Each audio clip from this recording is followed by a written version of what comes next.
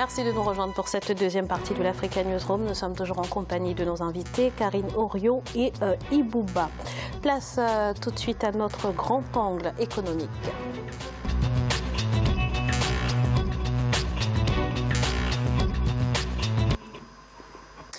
Les indicateurs sont au vert en Égypte, si bien que les autorités tablent sur une croissance de 6% en 2019, une dynamique qui sera tirée par les investissements directs étrangers, mais aussi et surtout par le bon comportement du secteur du tourisme. Les détails avec Vina Nodin. L'Égyptienne se porte bien, en grande partie grâce au secteur touristique qui représente environ 12% du PIB du pays. L'Égypte table sur 14 millions de touristes en 2019 et sur 20 millions de touristes en 2020. Et ce, malgré la persistance des risques liés au terrorisme. Selon l'Organisation mondiale du tourisme, le pays a enregistré le deuxième plus haut taux de croissance des arrivées touristiques sur le plan mondial. L'Égypte est parvenue à renouer avec un développement touristique. C'est parce que l'État égyptien est parvenu à crédibiliser ce que l'on appelle le trésor touristique de l'Égypte. Sur les sites touristiques, la sécurité a été renforcée. Le pays ne séduit pas que les touristes. Il est également classé première destination des investissements en Afrique par la banque d'affaires sud-africaine Rand Merchant Bank. Le pays des pharaons semble être de retour du côté des leaders du continent. Ce qui, à mon avis, attire en Égypte, c'est peut-être la découverte des gisements de gaz au large de la Méditerranée. Il y a eu des découvertes de gaz, de gisements de gaz qui ont été faits récemment. C'est peut-être ce qui attire énormément les capitaux étrangers. Pour la Chambre de tourisme égyptienne, la relance touristique ne doit toutefois pas faire oublier un défi qui risque d'entraver la poursuite de ce développement. Il s'agit du nombre de vols à destination de l'Égypte qui n'a pas encore retrouvé ses performances. Après 2011, les compagnies aériennes ont réduit le nombre de leurs vols à destination de l'Égypte. Et nous avons été rejoints sur ce plateau par M. Pape Kabo. Bonsoir. Bonsoir Graziella. Vous êtes analyste politique. Merci d'être avec nous sur ce plateau. Merci de me recevoir. Alors on l'a vu dans le reportage, l'Égypte est qualifiée de destination touristique 2019. Qu'est-ce qui selon vous justifie cette position ? L'Égypte est une place touristique extrêmement importante sur le continent et dans le monde d'ailleurs. L'Égypte offre beaucoup de possibilités touristiques, à la fois un tourisme balnéaire comme un tourisme de recherche et d'enseignement. Les sites pharaoniques attirent encore du monde et attirent beaucoup de curiosité. Donc ça fait que, rien que pour cela, si la paix revient dans cette partie du continent, il y a effectivement un effet d'attraction qui va entraîner, j'allais dire, une affluence de tourisme. Deuxième chose, c'est que aussi la population égyptienne, avec la relance économique, commence à avoir du power purchasing, c'est-à-dire un pouvoir d'achat qui augmente. De ce point de vue-là, il y a aussi un tourisme intérieur, local, qui va faire que aussi le tourisme va connaître, je le crois, un bond assez intéressant. Karine, comment est-ce que l'Égypte réussit finalement à rassurer les touristes malgré les attaques terroristes que connaît le pays et dont la dernière remonte à il y a à peine quelques semaines, au 28 décembre 2018 ? Alors, il faut comprendre une chose. Je pense qu'effectivement, comme le monsieur l'a dit, on peut y pratiquer un certain nombre de tourisme assez intéressant, mais les autorités égyptiennes mettent un point d'honneur à la sécurité. Quand vous voulez vous déplacer d'un site à un autre, vous avez une équipe qui vous accompagne, qui fouille votre voiture. C'est assez exceptionnel. C'est des moyens qu'on ne voit pas dans un autre pays. Partout, vous êtes accompagné par des policiers qui surveillent, qui veillent complètement. Donc, je pense que ça encourage et ça rassure les touristes qui, aujourd'hui, rappelons-le, ont quand même peur. Aujourd'hui, il n'y a pas qu'en Égypte, où on peut subir un attentat dans n'importe quel pays, en France, etc.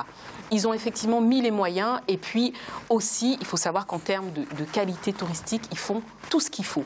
Ils ont effectivement un tourisme qui n'est pas qu'un tourisme de masse, un tourisme aussi de luxe et ils mettent les moyens. Une vraie diversification. Le personnel est bien formé, vous avez tout ce que vous voulez et vous ne vous faites pas agresser par la population. C'est important. Monsieur Ba, donc on l'a vu dans le reportage, les autorités attendent 14 millions de touristes cette année en Égypte. Que sait-on finalement de l'identité de ces touristes? D'où viennent-ils principalement? Mais ils viennent de partout dans le monde. Je crois que mes prédécesseurs l'ont dit. Dans ce pays, ce qui est plus important, je crois qu'il y a le tourisme balnéaire, il y a le tourisme de l'enseignement, comme l'a dit tout à l'heure mon prédécesseur. Vous le savez très bien que les premiers ossements humains donc, ont été trouvés en Égypte. Et puis l'écriture, il y a l'histoire des pharaons. Donc il y a plein de choses qui attirent aujourd'hui le monde à venir découvrir ce qui se passe dans ce pays, qui glorieusement donc, est le premier pays souligné par les Africains, par mon voisin, donc, pas mon voisin, mais Cheikh Anta Diop, donc, un grand penseur du Sénégal, via le carbone 14, qui a pu trouver donc, plusieurs choses à l'état de ce pays-là, qui n'est pas n'importe quel pays.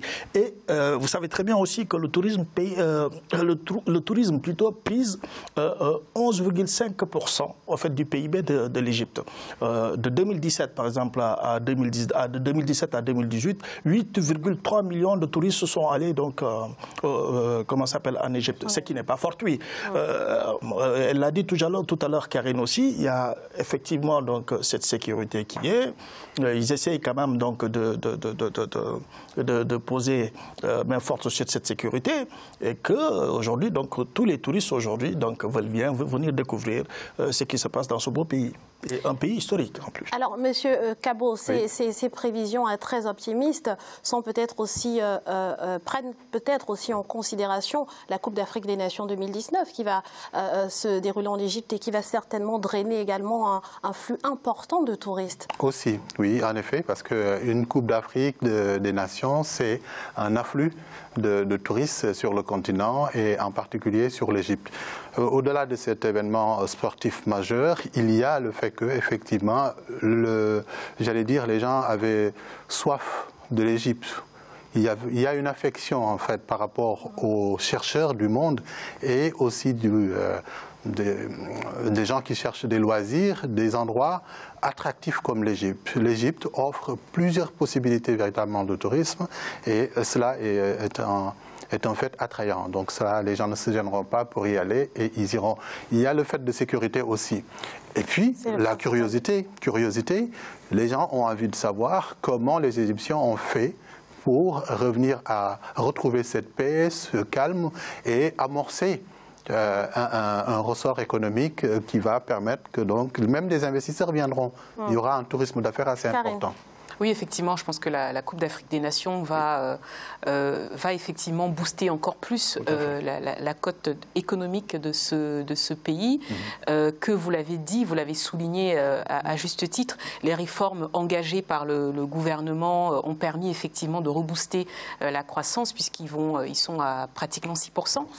Ça, on l'a dit, seule ombre au tableau, c'est que c'est quand même un pays dans lequel les femmes sont complètement exclues dans tout ce qui concerne le travail.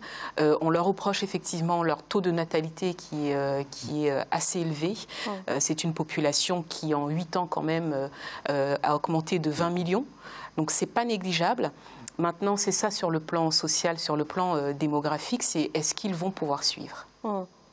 Alors, Monsieur Ba, l'Égypte, finalement, ne séduit pas uniquement les touristes, hein, parce que le pays est également classé première destination des investissements en Afrique par la banque d'affaires sud-africaine Rand Merchant Bank. Qu'est-ce qui fait son attractivité sur le plan économique ? Sur le plan économique, comme je vous l'ai dit, tout le monde a compris. Je vous ai dit tout à l'heure, je l'ai souligné, je vous ai dit que son PIB aujourd'hui fait 11,4%, et pour être plus exact. Donc, la part du tourisme dans le PIB. Non, oui, à part du tourisme, effectivement. Mais vous m'avez parlé d'affaires, effectivement. Donc, oui. Le climat des affaires. Le climat des affaires. Les avantages qu'il offre. Pourquoi l'Égypte attire autant d'investisseurs? Mais quand vous jaugez ce qui attire effectivement tout le monde aujourd'hui dans un pays, d'abord c'est la sécurité. Et je crois qu'ils ne vont pas en deux pour mettre la sécurité dans ce pays-là. On a parlé d'enseignement. Ce qu'on peut trouver, par exemple, dans ce pays, on ne peut pas le trouver ailleurs. Historiquement, ce pays représente quelque chose de très grand pour l'Afrique et le monde. Je vous ai dit qu'il y a certains scientifiques, comme Cheikh Anta Diop, même s'il est dévoué par certains chercheurs européens, mais qui dit que les premiers ossements humains ont été trouvés donc, dans ce pays-là. L'écriture a été créée dans ce pays-là. Et c'est que les mathématiques ont pu voir le jour plus tôt dans ce pays-là. Donc je crois que c'est très important. Et aussi aujourd'hui, donc, on sait que par rapport au site, que beaucoup d'archéologues vont voir et puis tirer des leçons par rapport effectivement à ces instructions ou à ces dits qui ont été faits par certains scientifiques nobles comme Cheikh Anta Diop. Les gens veulent toujours découvrir est-ce que c'est une réalité ou c'est pas une réalité. Donc c'est un pays qui est attractif, c'est un pays qui pousse à avoir qui pousse à quelqu'un donc qui a la curiosité de savoir réellement ce que ce pays nous a donné jusque-là, c'est que au-delà des scientifiques, ce qu'on peut découvrir.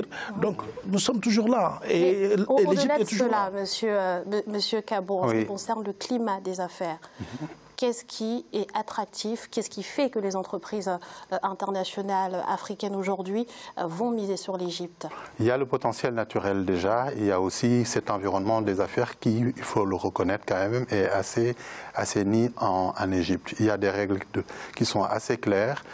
Un investisseur, il a envie de savoir s'il met son argent dans l'état de madame, que demain s'il y a un contentieux, il veut être sûr que ce contentieux-là sera traité de manière équitable. Les règles de droit en matière d'affaires en Égypte sont assez claires quand même, assez connues. Ce qui a un tout petit peu perturbé, c'est ce climat de violence, querelle de pouvoir, etc., qui a entraîner un peu ce déséquilibre. Mais pour ce qui concerne véritablement le monde des affaires, les relations sont assez claires. Quand vous investissez, vous savez très bien que si votre entreprise vous rapporte des dividendes, que vous pouvez rapatrier une partie de vos dividendes si vous le souhaitez vers l'Amérique, la France ou le Sénégal, hein, si c'est un Sénégalais qui investit en Égypte. En clair, les relations d'affaires sont assez claires. Mais il y a aussi un potentiel intérieur. Le potentiel intérieur, c'est le power purchasing dont j'ai parlé tout à l'heure, le pouvoir d'achat de l'Égyptien, parce qu'il y a un frémissement de l'activité économique qui fait que les investissements ne viendront pas forcément de l'extérieur. En interne, ils ont un pouvoir d'achat et un petit marché qui fait que l'activité va tourner et ça va générer des flux financiers relativement importants. Je pense que l'Égypte va en partie lui-même, ou en tout cas les Égyptiens eux-mêmes, vont injecter des sommes d'argent relativement importantes pour relancer la machine économique égyptienne. Karine. Oui, effectivement, je suis tout à fait d'accord avec monsieur. C'est-à-dire que là, le gouvernement a mis tout en place aussi pour permettre aux citoyens, à travers un certain nombre de subventions, pour faciliter justement, pour booster cette histoire de pouvoir d'achat. Mais pour répondre clairement à votre question, je pense que l'Égypte, depuis quelques années, a fait un effort considérable en respectant les consignes du FMI. Et que ça, c'est un point important en mettant en place un certain nombre de réformes. Et puis, par ailleurs, le ministère de l'économie, le gouvernement égyptien, ne cesse effectivement de montrer une espèce de transparence comme ça sur tout ce qui se passe pour attirer justement ces investisseurs étrangers et pour dynamiser un peu le pays. Ils ont réussi à rassurer sur le plan sécuritaire, ce qui était très important. Et donc aujourd'hui, effectivement, ils ne peuvent qu'être attirer des investisseurs. Merci Karine pour ces précisions. Nous allons à nouveau marquer une courte pause. Ne bougez pas, dans quelques instants, la suite de l'Africa Newsroom. A tout de suite.